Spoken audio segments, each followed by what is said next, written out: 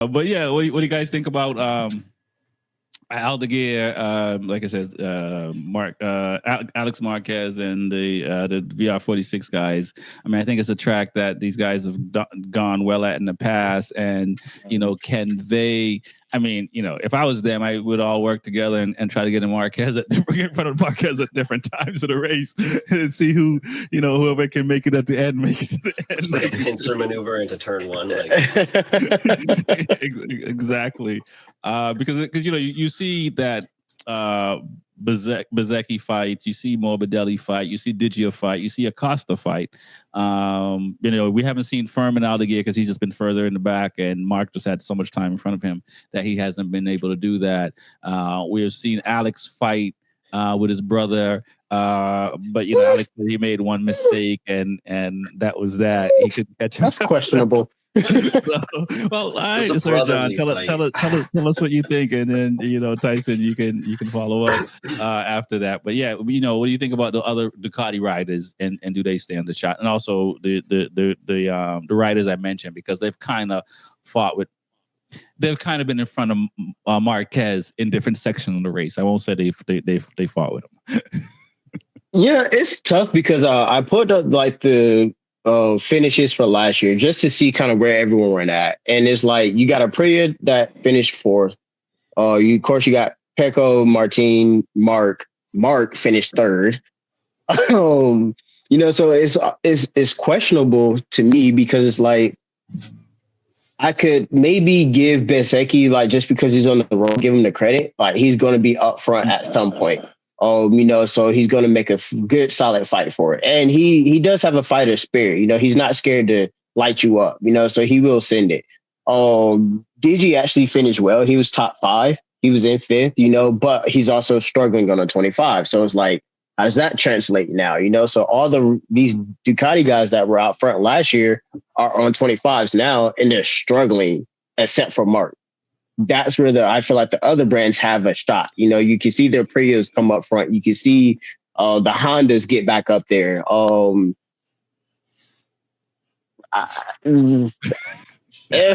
That's it. That's where the brand stop. It's just like it's unpredictable. You can say KTM, Yamaha. I mean, so I will say the KTM one, Acosta, he's going to finish in the top 5 of wreck out. And he's not scared to fight you either. He's not scared to fight. He's not, oh, you're a world champion. I don't care. I'm about to light you up inside stuff. So like he's definitely going to send it as well. And that's beautiful. Bastianini is showing signs of finally getting comfortable on the KTM, which he's phenomenal at late race pace.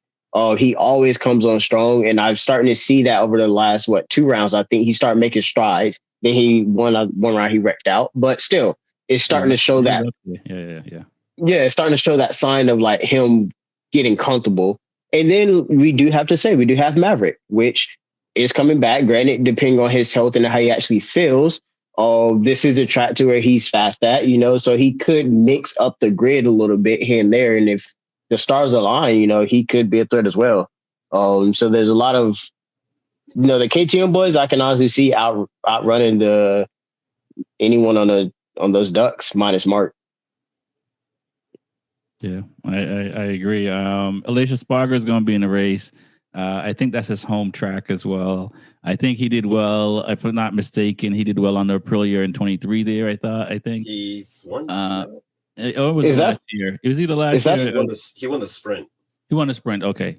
Yeah, because he think the race was over early and pulled up celebrating 2 years ago. Yeah. Yeah. They were showing that all over like Instagram and YouTube today. It was hilarious.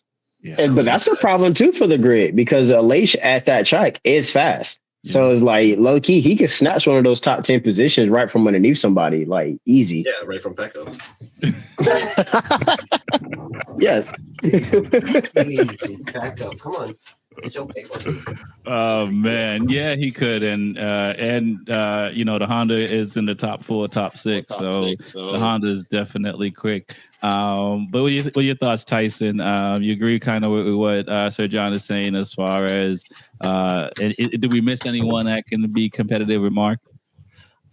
Right now, I'm really high on Furman. I really didn't have too many thoughts on him last year, and really at the beginning of this year, I was like, yeah, we'll see how he does. You know, he seems to be a hot commodity, but I haven't necessarily seen anything out of him. But you know, other than Mark doing his fun hot laps at the end of the race in the 37s, he was the only other racer in the 37s. Like, if he didn't, and that was after he crashed.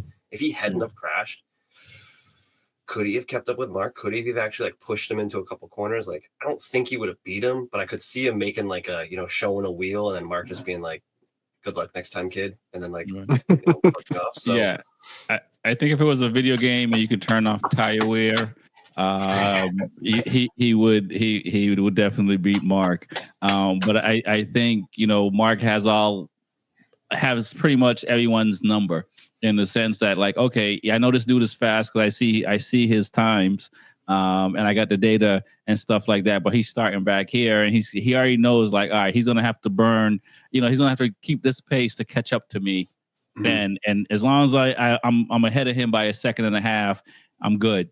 And he's gonna run out of tire because, like you guys said, he just waits until somebody makes a mistake or somebody just burns their tire out too soon, and then he pounces. So I think for Furman, he has to qualify well, and then when I say well, he got to be at least top 6.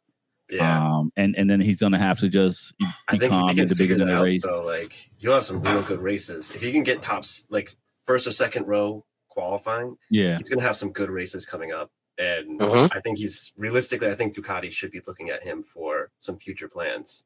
I mean, obviously, if his performances continue, kind of deal, and you know he keeps it up, but he does have a he signed with Ducati specifically, not with Gresini or nothing. Like, he signed to Ducati contract.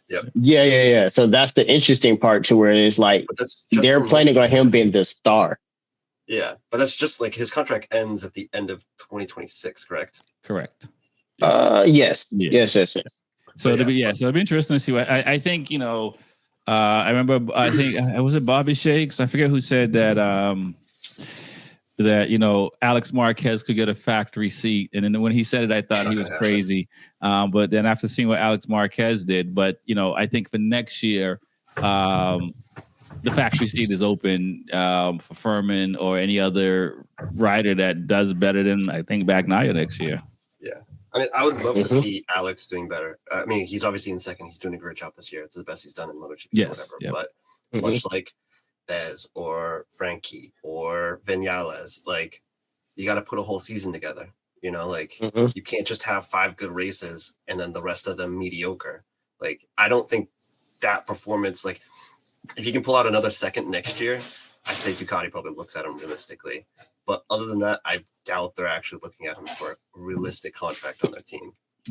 You know, listen, Mayer, you know, won a world title and didn't win 5 races. The late great Nicky Hayden didn't win 5 races and won a title. I mean, I know it's a different time now because there's Marquez and he's healthy, and on the best bike on the grid. But you know, it does happen. That's the thing. The Spurs won a championship too, but you know, I mean, it certainly does. It's just one of the, like, it goes with like the grid to a degree, you know, like depends on how other people are doing. If I had the choice between Furman and Alex, and Furman was like behind Alex next year in the championship and just on fire, I would take him over Alex and leave Alex and Gresini. Like, he's getting older too.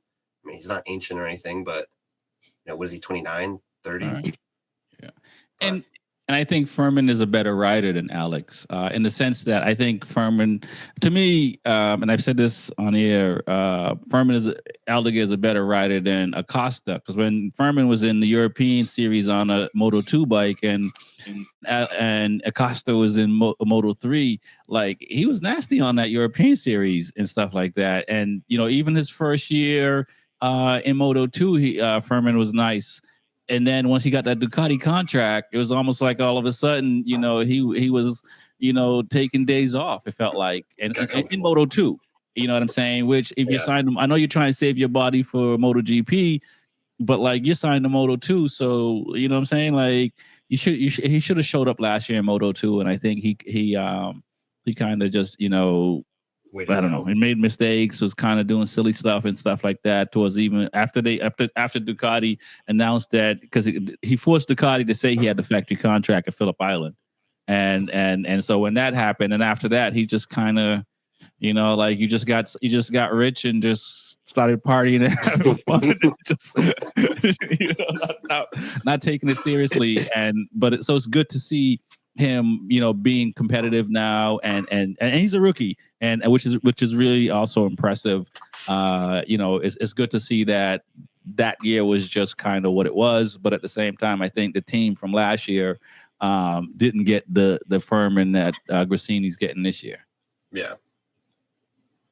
So I think, unless I've missed anything, I think we've covered a lot for what's coming for MotoGP this round. So if I missed anything, or if you guys want to bring up something, now will be the time, guys.